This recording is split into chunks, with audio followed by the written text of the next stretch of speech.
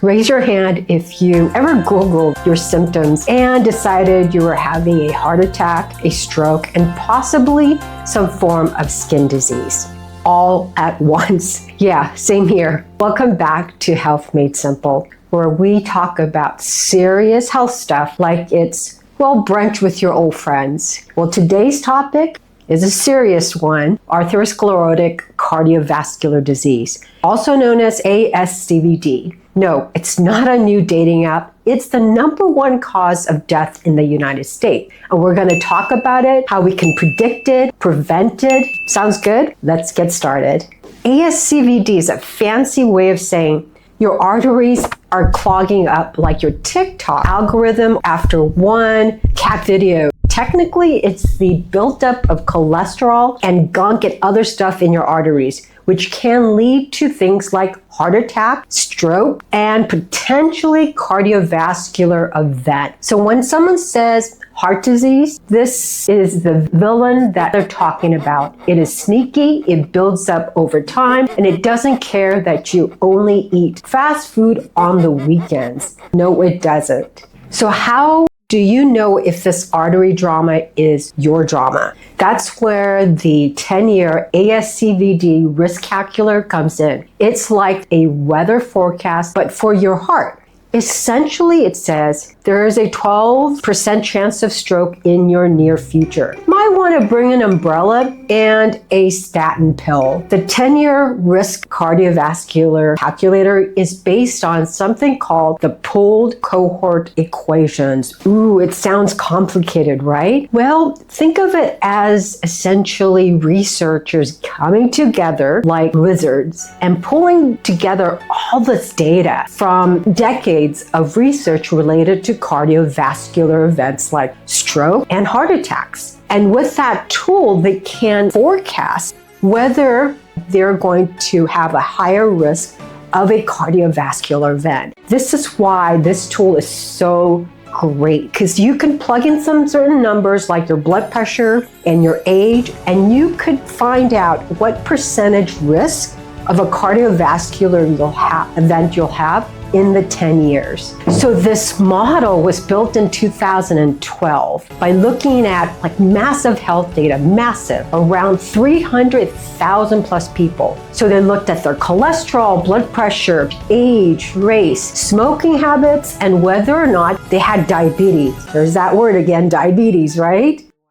Now, who should use this tool? All right, key point. If you're between ages 40 and 75, well, you are in the VIP section. This risk calculator is made just for you, the age group the calculator was designed for. Your doctor might use it when deciding whether to prescribe statin, a cholesterol-lowering drug, or recommend lifestyle changes, a big one, or just hand you a brochure and a kind of a concerned look. Well, hopefully not just the latter. Well, now that you entered in the data, the calculator will spit out a percentage of your 10-year cardiovascular event risk factor based on the values you enter in. We'll do this together at the end of this video. What are the risk categories? To look at the percentage, less than 5% is considered low. So keep up with what you're doing. Unless you're doing nothing, that's not a good thing.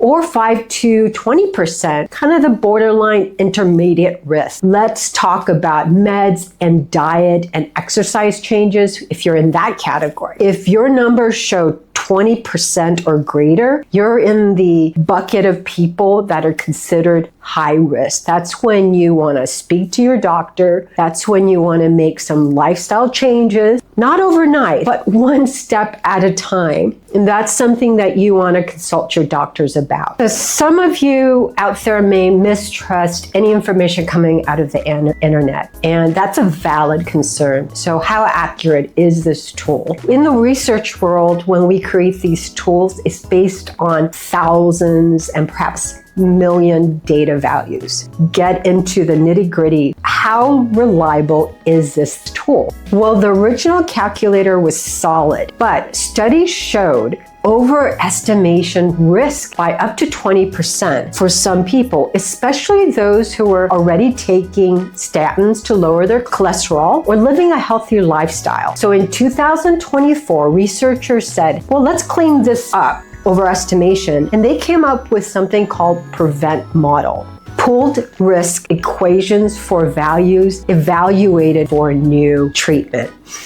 Take a deep breath, because this is actually good news that we've fixed this. So the good thing about the research world or in the science world is that even if we create something, a tool, always continuously validate whether that tool answers the question, is reliable in answering that question, is the tool right for that target group. So by doing this, we can find that there are some instances where the tool is weaker in certain areas, and this is what happened to the 10-year risk factor, because the original 10-year risk factor didn't include a lot of things that matters in health.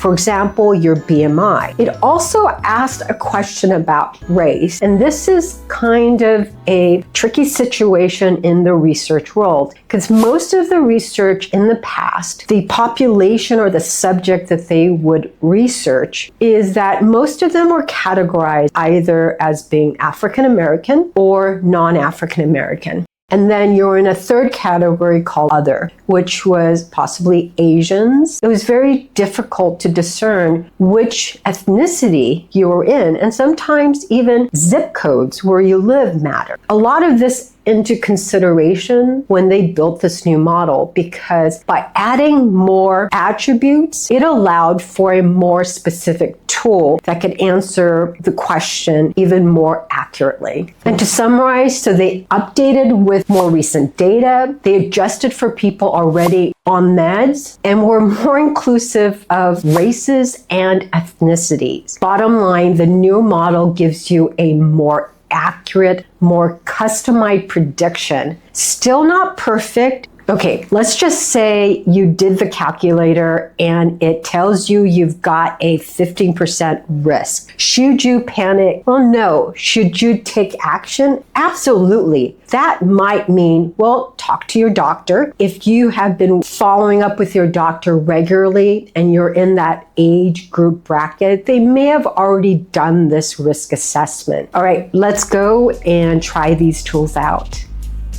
All right, here we go. I've already populated this calculator, the ASCVD Risk Estimator Plus, that gives you a percentage of your 10-year risk. I pulled this up through the American College of Cardiology. I believe you can also find this through the American Heart Association. However, I will put these links of these tools down below in the description. So in order to save time, I've populated these parameters with my own data. First thing is your age, whether you're male or female, and the race. Recall what we talked about in terms of race and how limited the choices are. In the notes section, it provides a brief explanation that not all race or ethnicity is counted for. Then you plug in your systolic blood pressure, which is your top number, your diastolic blood pressure number, which is your bottom. Then you have your total cholesterol, your HDL, which is the good cholesterol, and the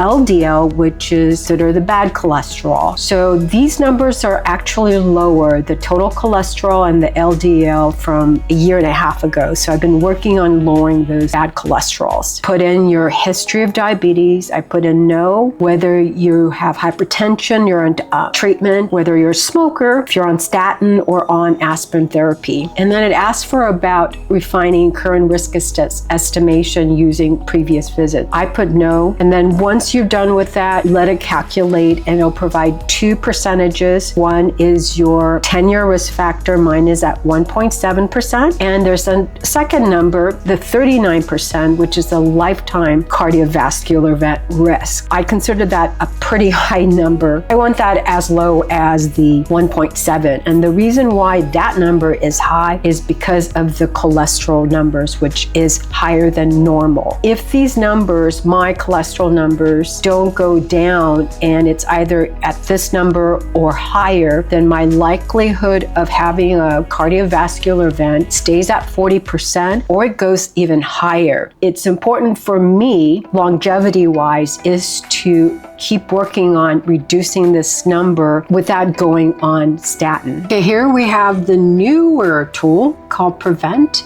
I'm accessing this through the American Heart Association. I've already populated the parameters, and I will highlight some of the newer parameters. Also, there are two values, the eGFR and down below the UACR. Those are values that provide how well your kidney is functioning. The next set of history is the diabetes, the smoking, whether you're on antihypertensive medication or lipid-lowering medication. Value to enter in is your A1C. That gives you a history of how high your blood sugar was in the span of around 2 to 3 months. So mine is 5.3, and if you've watched my previous videos, my value was 6.4% a year and a half ago, which was considered pre-diabetes, and I've managed to bring that down. Yay, and it's important for me to bring it down because family history, both of my parents have diabetes. Unfortunately, it's not managed well, so they are going through some of health issues, consequences of having uncontrolled diabetes. One other value that they've added into this new tool I think is important is the zip code. And the zip code tells the tool what kind of environment you're living. For example, let's say your zip code is an area that don't have a lot of places for you to exercise. So maybe that's an indication that you as an individual living in that area may not have a regular exercise regimen. So the newer tool gives you calculation for the risk of 10 years as well as the 30-year like the old. But if you notice, the newer tool gives me a higher percentage for the 10-year. It's still considered low. It's considered low because it's below 5%. 30-year risk is at 14.8%, which makes me feel a lot better because that's much lower than the almost 40% that it predicted with the old estimator. Now here, I need to really be careful because the 30-year risk is considered high or intermediate.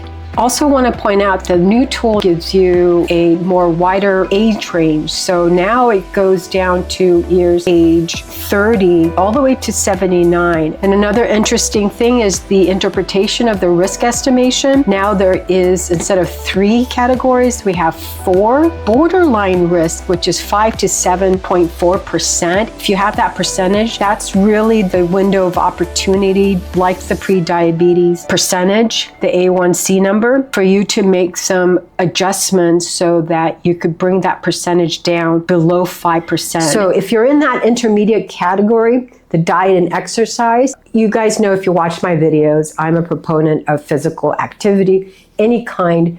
Even 30 minutes of walking around your neighborhood is good. That's a start. And if that means once every week, okay, that's actually better than 0 times a week. And food choices, start small. Don't have this grand change planned where you're going to starve yourself from foods you enjoy. Start something that's doable, let's say in one meal, like your breakfast or your lunch.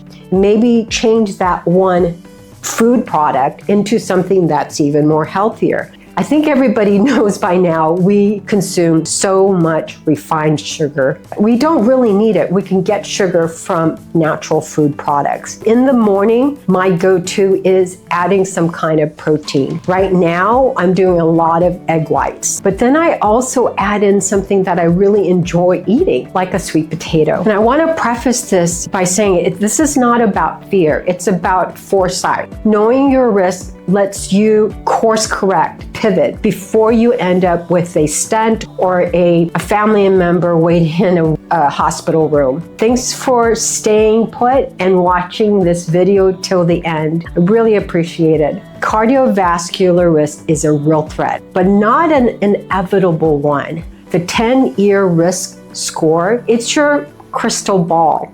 In the updated prevent model, it's your better crystal ball with fewer bugs. Don't wait for the warning signs like chest pains, dizziness, or seeing your life flash before your eyes during a, let's say, Costco run. Get your numbers, know your risks, talk to your doctor, and while you're at it, subscribe to Health Made Simple, where we break down the scary stuff so you can actually do something about it without needing a medical degree or a panic attack. All right, everyone, see you next time.